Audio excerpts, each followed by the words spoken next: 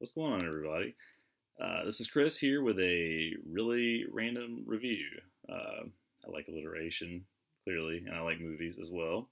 And I'm hoping this will be a series that continues somewhat indefinitely because there are a lot of movies that I come across that I think people may or may not have heard of and don't necessarily have an opinion on. And a lot of times I'll take 2 hours out of my day to just check it out, time permitting, and see if it's worth anybody's time. The movie I'm looking at today is an older movie. It's one that a lot of people have probably heard about. I'm guessing not a whole lot of people in the world have seen it, especially when compared to one of its peers that was released not long after it.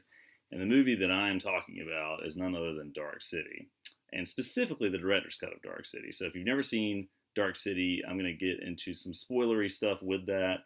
It's a movie that was released in 1998, so it has been out for a while.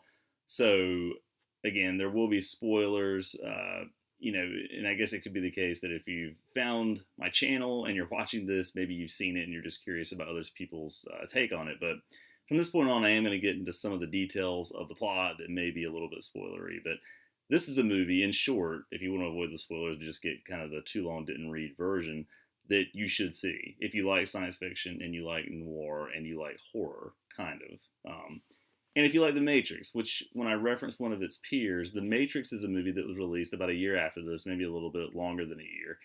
And they have a lot of things in common. When I describe Dark City to people I know, to friends, I usually describe it at first as The Matrix before The Matrix was The Matrix, and The Matrix was the thing. So again, a lot in common with it. Some things it maybe does a little bit better. Overall, I think The Matrix is a more polished and more digestible feature film. And I think that it's ultimately more rewatchable in some ways. But Dark City is not something you should sleep on, pun intended, based on the plot of that movie a little bit. So, what is Dark City? It's a movie that, when it opens up, it takes place in a city that, for all intents and purposes, seems to be in a state of perpetual night, right? Hence the name of the movie, among other reasons. There's a main character, John Murdoch, played by Rufus Sewell, I think it's Sewell if I'm pronouncing that correctly, who has to, after waking up in a bathtub, naked, clearly, he's in a bathtub, and not really being sure why he's there, what's going on, sort of makes sense of his life. And as soon as he wakes up, he finds a dead body in the next room, and, because of his amnesia, for lack of a better word, assumes that he has something to do with it, and so of course he's justifiably freaked out by the whole thing. And as he tries to unravel this mystery, he's pursued by individuals who look kind of like taller, leaner versions of Uncle Fester in dark clothing, for I guess no other way to describe them. And again, this is where we get into kind of spoilery territory. But what Murdoch learns as this whole thing unravels, and there's a great cast here. There's Jennifer, is it Jennifer O'Connell? I'm so bad with names. Yeah, Jennifer Connelly, not O'Connell. Jennifer Connelly, William Hurt, and Kiefer Sutherland are all part of this movie. But what he eventually learns is that he is part of an experiment that is taking place in, the void of space, where a self-contained city is being run by aliens who have used human cadavers to create this giant sort of mouse in a maze setup to try and figure out what makes humanity, what makes the human soul tick, what makes humans what they are. And they feel like if they can unravel this mystery, they can perpetuate their species. And so this alien species is dying out, and this is kind of a last-ditch effort to try and figure out what they can do to make themselves continue on. And so you don't have a whole lot more detail besides that.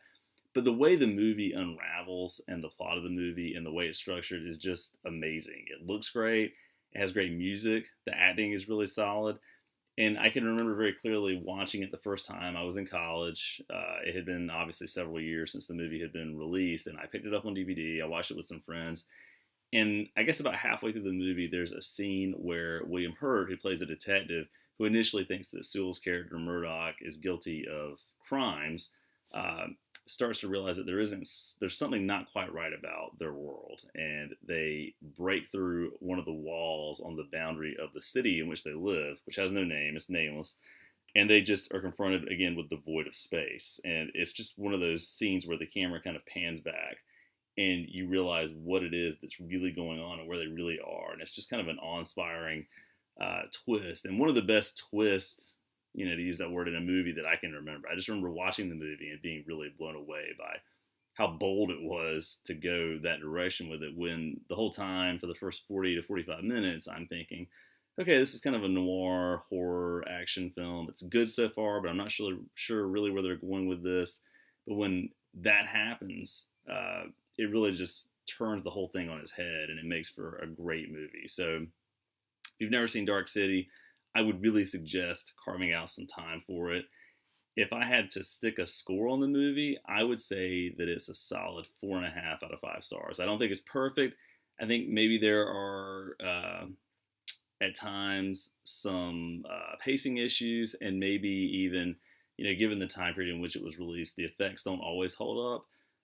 Not to dock points for that, because it's hard to do it, given the era where CGI was really starting to take off that it was released in. It does have a lot of practical effects, but there are some CGI moments that just look especially hokey, especially when compared with The Matrix, which this movie is often compared to. So, again, I would really check it out if you haven't already seen it. It's a great movie. I think you'll be surprised by it.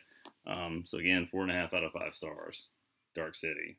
Watch the director's cut. The director's cut is better than the theatrical release, because the director's cut removes a voiceover at the beginning of the film that apparently the distributors thought was necessary to try and make it a little more accessible for audiences, but that voiceover ruins some things. So I would watch the director's cut if you can get your hands on that, which you can easily through Amazon and other outlets. That's it for today. Enjoy the movie. Have a great weekend.